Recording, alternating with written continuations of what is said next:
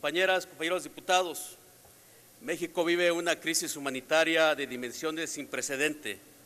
Homicidios, desapariciones forzadas, casos de tortura cada vez más frecuentes, desplazamiento forzado de muchas poblaciones en nuestro país y un sinnúmero grave de violaciones a derechos humanos. Sin embargo, en nuestro país, el gobierno del presidente Peña sigue manteniendo un discurso triunfalista que contrasta lamentablemente con la realidad. Realidad que no es gratuita. El descrédito de las instituciones, los altos niveles de corrupción, la impunidad asociada y un mayor deterioro del Estado de Derecho han sido los detonadores.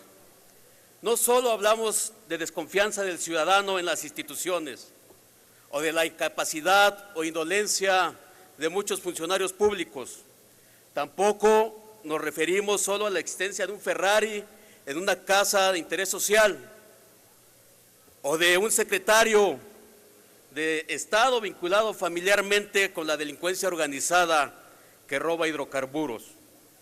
Tampoco hablamos solo de la cifra negra de delitos no denunciados, que es superior al 23%, o de la eficiencia magra de un 10% en la Procuración de Justicia, o de la falta de garantías que día a día merma el ejercicio de los derechos fundamentales de todas y todos de los que habitamos el territorio nacional. ¿Y qué decir del autoencierro de las personas que prefieren no salir de noche por temor a ser víctimas del crimen? O de nuestros jóvenes a quienes el gobierno de Enrique Peña solo ha dejado 3 opciones: empleos muy mal pagados para sostener la economía nacional, enrolarse en el crimen organizado o migrar al país vecino. No podemos hablar de estos hechos en forma aislada. Hablamos más bien de la corrupción generalizada en las estructuras del Estado y de la descomposición social que de ello se ha desencadenado y en ocasiones también se ha auspiciado desde ahí.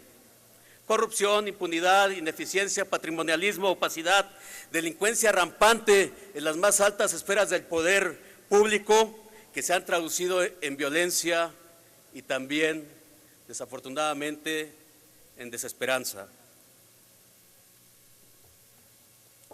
Los casi 110,000 elementos militares desplegados en promedio mensual a lo largo y ancho del país no han coadyuvado más que para mantener el control territorial de la delincuencia, mientras que también otros más de 50,000 elementos del Ejército en labores de seguridad pública solamente ha ocasionado que los gobernadores no asuman la responsabilidad que les corresponde. Así lo demuestran los múltiples operativos conjuntos en varias entidades y regiones del país, en Tamaulipas, el Estado de México, Michoacán, Guerrero, Jalisco y las regiones de la Laguna y la Tierra Caliente, pues no se ha contribuido con ello en la disminución de los índices de violencia, mucho menos a reducir la presencia delincuencial. Estos territorios siguen siendo los más violentos e inseguros de la República.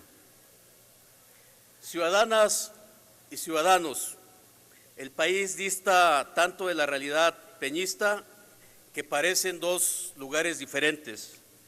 La inacción de la justicia es estremecedora. Para muestra un botón, debemos señalar que en materia de trata de personas se iniciaron tan solo 8 averiguaciones previas y se consignó a 3 personas frente al tamaño de este flagelo que está considerado México como país, el país número 1 en trata de personas en toda Latinoamérica y por la ONU también a nivel mundial. Las víctimas también, compañeras, compañeros, siguen en aumento y las instancias de atenderlas son completamente inútiles. Lo mismo sucede con aquellas destinadas a la protección de defensores de los derechos humanos y periodistas. ¿Cuántos de ellos han sido asesinados y cuántos acallados por sus investigaciones? La realidad es que nuestro país es el tercero más peligroso para ejercer esta profesión, de acuerdo a la organización Reporteros Sin Fronteras.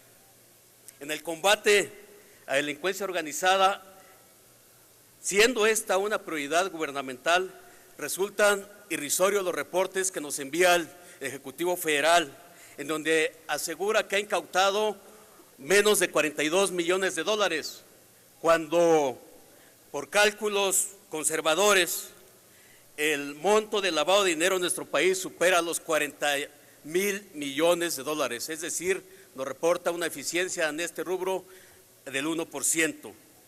Mientras tanto, el compromiso del gobierno peñista con el combate a la corrupción se ha limitado solamente a cubrirse las espaldas con un fiscal a modo. Compañeras y compañeros, el México de hoy reclama justicia pronta, imparcial y expedita, reclama verdad para las víctimas, reclama protección para los comunicadores, condiciones de seguridad para todas y todos los mexicanos, reclama esperanza para la juventud. Concluya, por favor. El México de hoy reclama hoy la vigencia de un Estado democrático de derecho, pero sobre todo el México de hoy y las mexicanas y los mexicanos reclamamos el fin del régimen corrupto e ineficaz que gobierna este país.